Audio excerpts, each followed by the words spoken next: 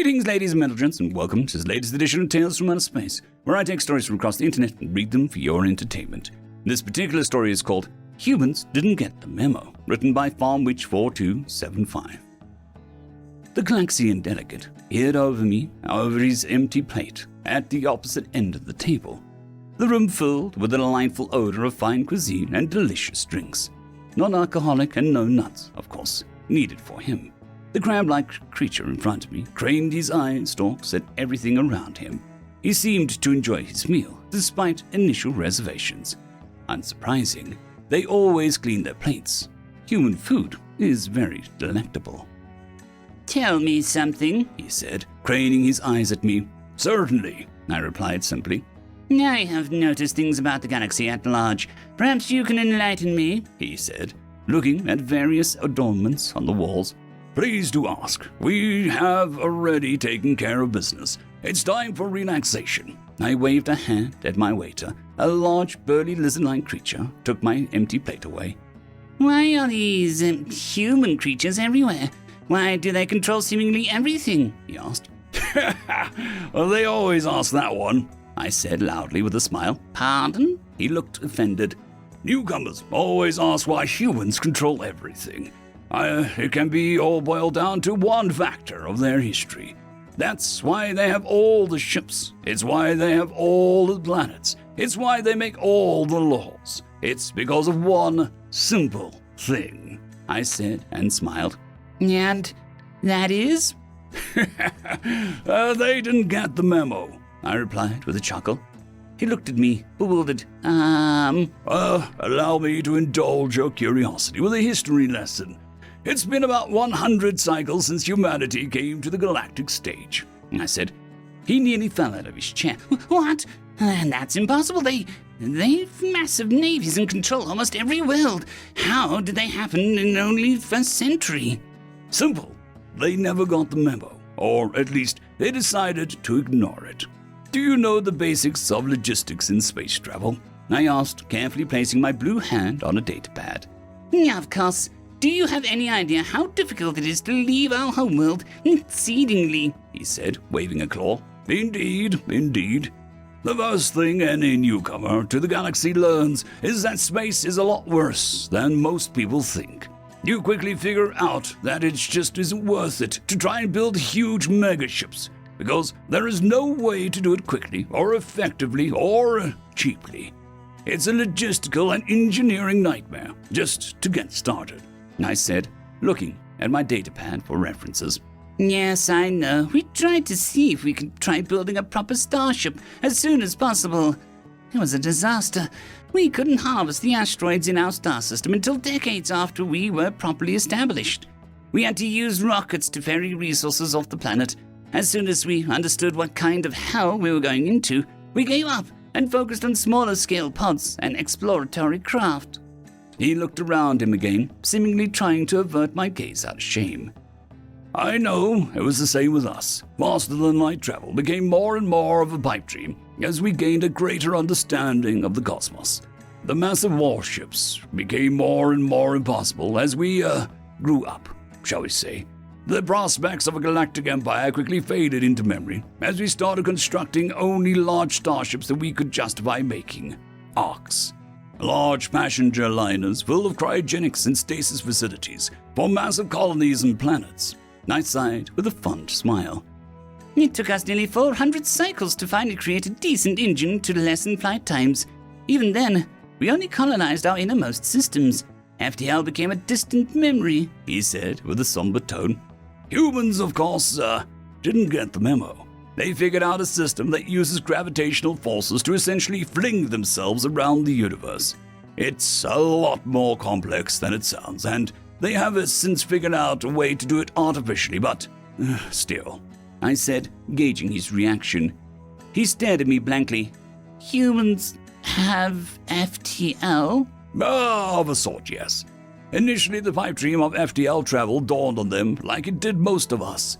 Unlike us, however, they didn't take the hit like a hammer to the cranium. They refused to tolerate this and figured out how to use the gravity of their 4 gas giants as a sort of sling to fling themselves around. After they figured this out, their wormhole generators followed suit within a few decades, I said, using my datapad to display a schematic hologram for him. They did what now? He exclaimed in shock. Yes, FTL travel in the form of a temporary gravity-powered wormholes. Their FTL engines use an artificial gravity generator to create small rips in space-time to essentially teleport themselves around. It has its limitations, of course, but it works beautifully, I replied with a smirk. By the matriarch, he said, still shocked. It is the same for basically anyone. As far as we can tell from historical archives, it's always been the same until humans showed up. Before humans, all civilizations found this one hurdle too severe to overcome and simply just flowed with the river, so to speak. See? I said, and helpfully displayed an archive page for him to read. We chatted a bit about galactic history, BH, or before humans, how the concept of FTL failed to take hold in almost every civilization in history. Empires covered thousands of worlds, but every world had its own governance, its own empire, its own territory. Even worlds in the same star system could develop vastly different from each other, and wars between the same species were fought with hypermissiles or massive rockets. How entire civilizations wiped themselves out one way or another because they couldn't get off their planets, or they did but killed each other because they couldn't communicate properly. The only civilization that survived were those that understood the concept of unity, but also understood that when apart for long enough, people change. If these changes are not acceptable, they are one step closer to extinction. Since communication still depended on distance, messages could take weeks to send and receive. Even as technology developed, the more an empire decided to try and build large warship fleets to dominate the galaxy, the more they understood that it was a logistical nightmare that wasn't worth the effort. Plans for conquest and cities built for industry collapsed or died out because problems of logistics kept rearing its ugly head. It could take months to assemble a fleet of even a small size. By the time the fleet was ready, it would be sent to its death, as its targets would have time to build its own fleet, or, as per usual, build enough defenses to swat it out of the sky effortlessly. Of course, many species realized the concept of a slip drive, where you could use a form of subspace drive to move quickly within systems. The slip drive used the radiation and gravitational force of the system's star to create passages in space-time, allowing FTL travel as long as you remained within the star's gravity well. But outside of its influence, the slip drive is worthless. Almost every spacefaring species has at least some variant of the slip drive. Its biggest flaw is that it has a massive power draw and even bigger radar signature, making surprise attacks impossible. Yes, I know this. Our slip drives are some of the best in the galaxy, he said boastfully. I laughed.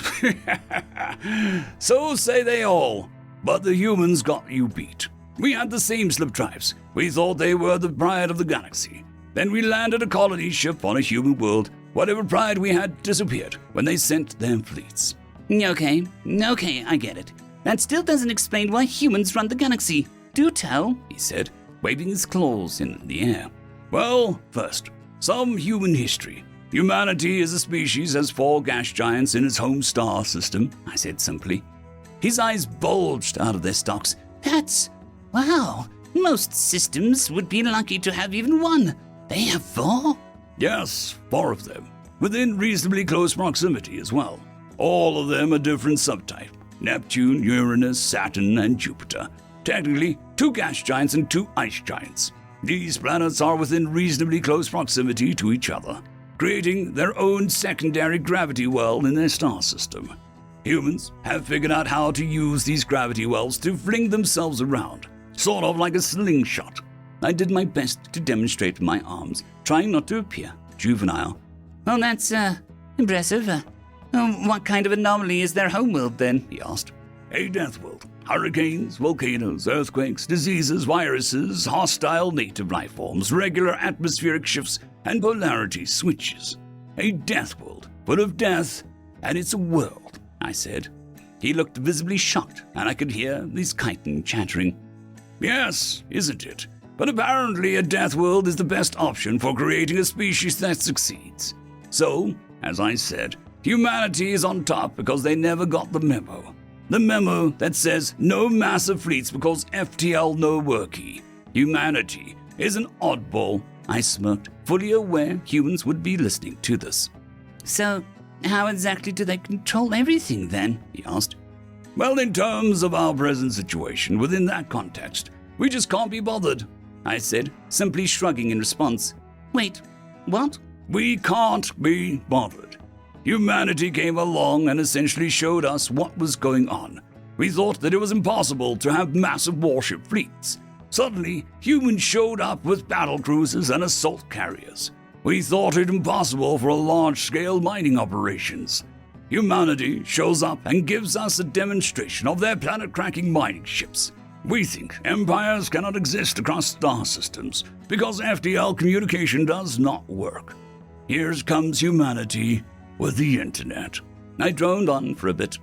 Okay then. I could tell he was getting bored. Right, sorry, I tend to babble. The thing is, humanity has accomplished everything we thought was fantasy. So when they invited us to join them, at no cost save to follow their rules, we saw no reason to argue. The more they spread, the more the galaxy realized what's the point of fighting back. Their rules are reasonable, their laws are properly enforced, their tech leagues above ours. So all in all, we just went, why not? And went with it. And here we are.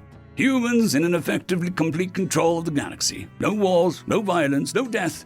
They just, did, I said. What exactly do you get in return? He asked, curious. Well, there is a grace period, of course, so they can test our ability to follow the rules. We join their navies, armies, and mining fleets. We do the same jobs they do.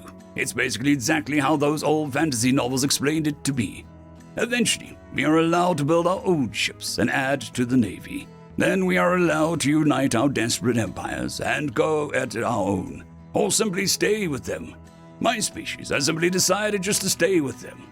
That's why I may not be human, but most, if not all of my people call ourselves Terran. I rang a little bell and called for drinks. I see, he said, curiously looking at the terms of service contract. So if I sign this, what will happen? Human warship fleets will appear in your home star system and any other colony you own. You will trade, you will sign up to learn. Then you will, under their supervision, learn to mine resources, all of which will belong to you. Then they will train engineers. Those engineers will then work as recruits in the Navy until a certain amount of time passes. Then they will be allowed to spread their knowledge to the rest of you. After a time, humanity will use its intranet to connect your entire species together. Then you unify under their protection, and on and on, I explained calmly. It can't be that simple. It can't be, he said, his eyes stalked straighting. Oh, but it is, friend. It really, really is. We were surprised when they made the same offer. Now we have a fleet of our own, comfort, security, 24 star systems, and a booming economy. We are free to go alone at any point, as the contract states. We chose to stay. Some of us simply decide to join them entirely and all become Terran. There are no catches or clauses, save for the terms of help in times of emergency, or sign up in times of war, beyond the standard stuff that you would expect. That's pretty much it, I said proudly. He looked at the terms closely, silent for several minutes, simply reading the contract. Yes, it is a difficult choice, isn't it? It's completely against nature that an empire that rules the galaxy allows itself so openly to recruit almost anyone within reason. It also matters not what species. They will offer this to everyone. All you have to do is follow their rules, which are entirely reasonable. Most species would wholeheartedly agree with all of them. They are happy to make concessions for those who don't agree, again, within reason. There are absolutes that they will fight you over, but they seem to have an unparalleled ability to reason with people, I explained. He looked at me, then back at the contract, then again at me, seemingly attempting to make sense of what reality was. He used a claw, reached behind him, and let out a yelp as he pinched himself. He looked around, shivering a bit. Then, without any further words, signed it and held up a glass of juice and toast. To the future. And a bright one it is, I replied in kind. and downed my wineglass. End of story.